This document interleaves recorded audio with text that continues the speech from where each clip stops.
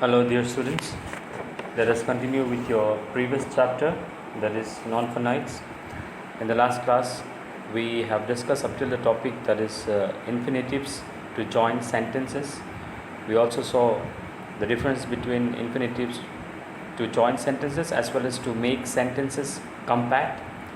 Today, let us discuss about participle. So, what do you understand by the term participle? Participle is actually a non-finite verb and has some of the characteristics of a verb and also some of the characteristics of an adjective. So you can say that it is partly a verb and partly an adjective as well. So therefore, participle can be also called as verbal adjective. All right. Now, you are very well aware about what is verb and adjective. So if I give you an example of a participle, or you can say a verbal adjective, say I saw a man carrying a bag. Now the word carrying here, it qualifies the noun man, okay, like an adjective. As we know, what does an adjective do? At the same time, the word carrying is actually formed from the verb carry, right? As see, it has got an object, that is the bag. So in this way, we can say that this word has also got some of the characteristics of a verb as well as of an adjective. So hence it is called a participle. Now there are three kinds of participles. The first is the present participle. This is formed by adding ing to the base form of the verb, and it actually represents an action which is incomplete or is going on.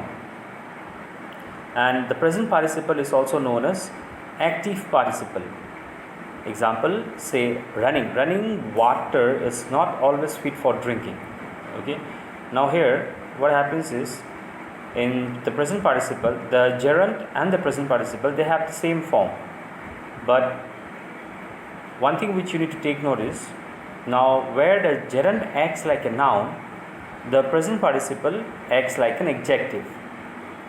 The second kind of participle is the past participle, which is also known as the third form of the verb. Okay, the past participle, the third form of the verb. Now it generally ends in with a letter. You will find ed or d. At times you will also find t, rn, or or n. Okay, these are the ending letters that you will find.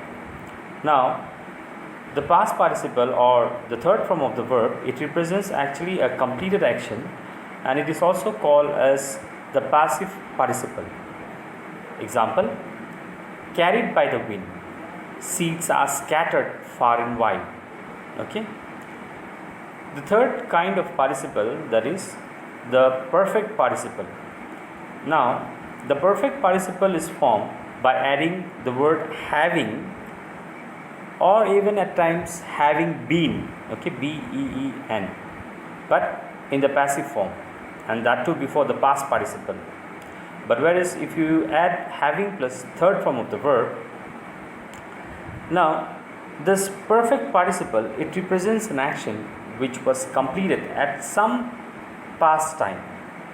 Alright, I repeat, the perfect participle represents an action which was completed at some past time. For example, having taken my milk, I went to work. I hope you are clear with the three kinds of participle. Now this three different participle, it also has got its certain uses, okay, some rules with regards to its uses. So let us first discuss with the present participle. The present participle is used as an adjective. It is also used as a subject complement.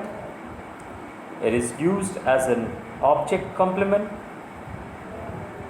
Fourth, it is used as an absolute phrase.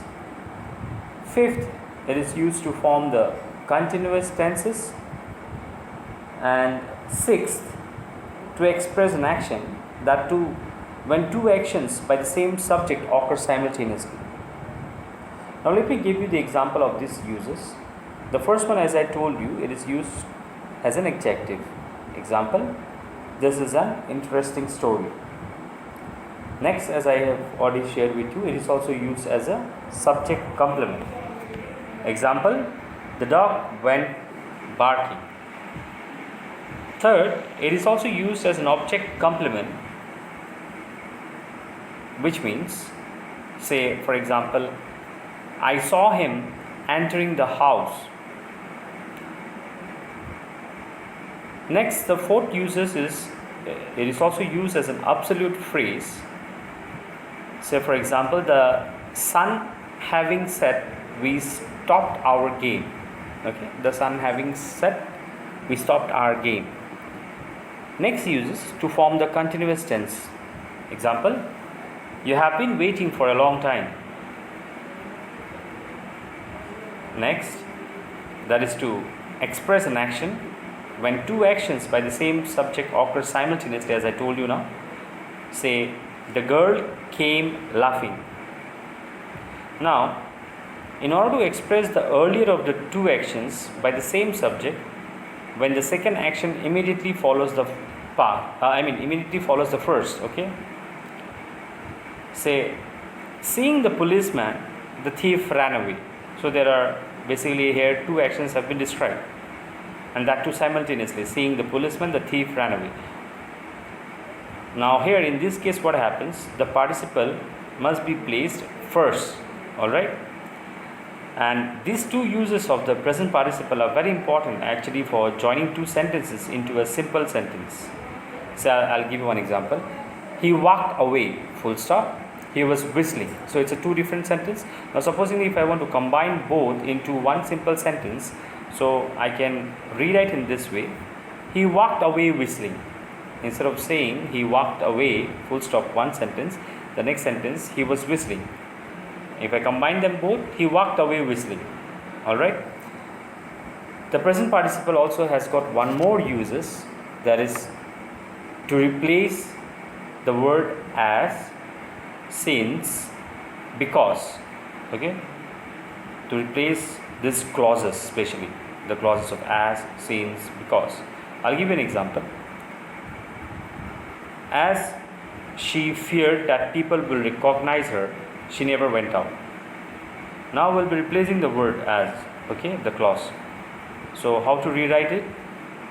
Fearing that people will recognize her, she never went out. Okay.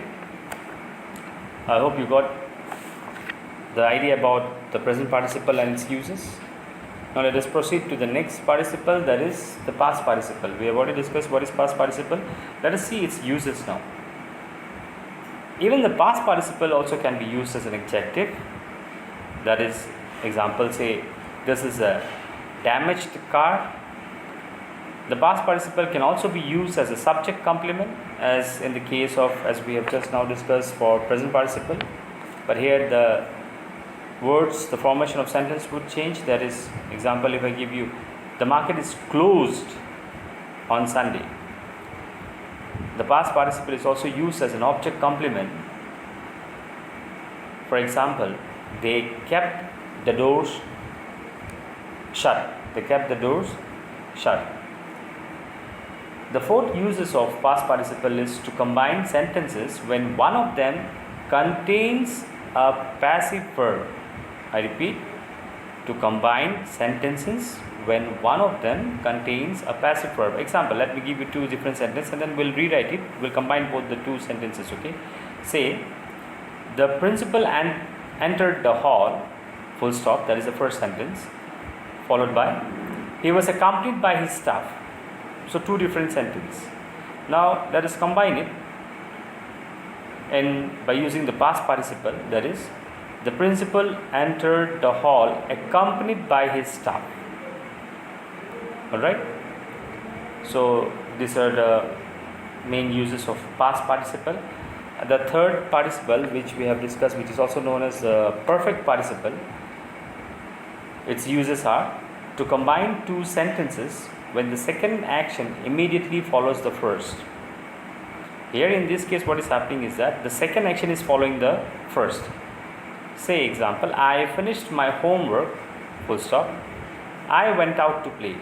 So the moment, it means the moment the person finished the homework, he or she went out to play. So to combine them, if we want to rewrite them in one sentence, having finished my homework, I went out to play. Alright. Now here what happens, the perfect participle emphasizes that the first action is complete before the second one begins. Now participles can also, as we have discussed in the case of infinitives, that infinitives is used to join sentences, it is also used to make sentences compact. Likewise, even participles can be used to join sentences. The present participle is used when the two actions occur simultaneously. Okay, and it is also used to join sentences when the two actions occur one after the other. In the case of simultaneously, say example, she came in, full stop, she was laughing. So both occurring simultaneously. So if you want to join them, how would you write? She came in laughing. Simple. And when the actions are occurring one after another, Jackie saw a snake, full stop. He began to shout. Okay, one after another after seeing the snake. So what will you write? When will you combine? How will you combine both of them? Seeing a snake, comma, Jackie began to shout. Okay. So here in both the case, if you have noticed, you see the participle that is placed first, and the perfect participle is used when the second action begins after the completion of the first action. Alright. So another example, if I give you, I saw my sister off, full stop, I came home. Now how will you combine them in the form of perfect participle? Having seen my sister off, comma, I came home. Now what about past participle? If you use past participle to join sentences, past participle is used when one of the sentences contains a passive verb. Say in the case like, she came in, full stop, she was lost in her dreams. Now to combine both together, to join both together, she came in, comma, lost in her dreams. Okay. Something which you need to take note of, especially in the case of participle, that is the misrelated participle. Now what is misrelated participle? Now see, participles, as I have told you, it's also being adjective. It refers to certain nouns or pronoun, and at times this noun or pronoun, whatever, it is usually the subject of the verb of a sentence. Say example, walking in the field, a snake bite her. Okay. Now in this sentence, snake is the subject of the main clause, but the participle walking does not relate to it, and such a participle is called misrelated participle. So therefore what happens is that the sentence is wrong. Actually it should be rewritten that as she was walking in the field, a snake bit her. Or you can also rewrite as, while walking in the field, comma, she was bitten by a snake. Okay, in both the ways it is correct, but not the first example which I told you, that walking in the field, comma, snake bit her. That is completely incorrect, because it is the walking, it is not related to it. It is not related to the main clause, that is the snake. I hope you got about these participles, and with this we come to the end of this chapter, non-infinites. Please go through the text. I am saying again and after, especially the uses, its various uses and examples. Okay, in case if you have any query, you can get back to me. Study well, everybody.